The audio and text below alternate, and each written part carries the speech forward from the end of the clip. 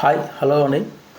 ఇంటర్లింక్లో individual mining అంటే మనము ఈ 4 గంటలకు ఒకసారి చేసే మైనింగ్ కానీ, అదేవిధంగా గ్రూప్ మైనింగ్ మనం 3 కానీ 5 గ్రూపులు కానీ మనకు గ్రూపులు ఉన్నాయి కదా, ఆ గ్రూప్ మైనింగ్ చేయడం వల్ల మనకు దాదాపు 180 టోకన్స్ రావడం జరుగుతుంది. ఇండివిజువల్ మైనింగ్ అంటే ఇండివిజువల్ మైనింగ్లో మనం మైనింగ్ చేసినప్పుడు మనకు వచ్చే యాడ్ చేసిన తర్వాత మనకు వచ్చే మైనింగ్ అనమాట. అయితే ఇండివిజువల్ మైనింగ్ మరియు గ్రూప్ మైనింగ్ చేయడం వల్ల మనము యాక్టివ్గా ఉంటున్నాం అన్న విషయము అక్కడ మన అప్లైనర్కి వాళ్ళకి తెలిసిపోతుంది ఆటోమేటిక్గా. కాబట్టి ఈ ఇండివిజువల్ మైనింగ్ గ్రూప్ మైనింగ్ తప్పకుండా చేసుకోవాలి.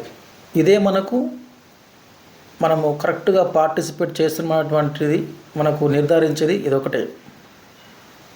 అదేవిధంగా బర్నింగ్ మెకానిజం, మన ఐడియాలజీ కాయిన్స్ బర్న్ అయినాయి అనుకోండి, ఆ బర్న్ అయిన ఐడియాలజీలు మనము ఎక్కువ బర్న్ అయినాయి అంటే మనము వర్క్ చేయట్లేదని వాళ్ళు గ్రహిస్తారు. కాబట్టి బర్న్ కాకుండా మనం వాళ్ళకు మోటివేట్ చేసి వాళ్ళను రోజు యాక్టివ్గా ఉంచడం, మన కింది డౌన్ లైన్లో ఉన్న వాళ్ళందరినీ మోటివేట్ చేసి ఉంచడం అనేటువంటిది కొద్దిగా మనము వాళ్ళను గమనిస్తూ ఉండాల్సిన అవసరం ఉంది.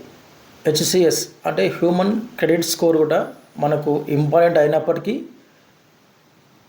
మనము డైలీ చేసే మైనింగ్, గ్రూప్ మైనింగ్ యాక్టివ్గా ఉండడం అనేటువంటిది చాలా ఇంపార్టెంట్.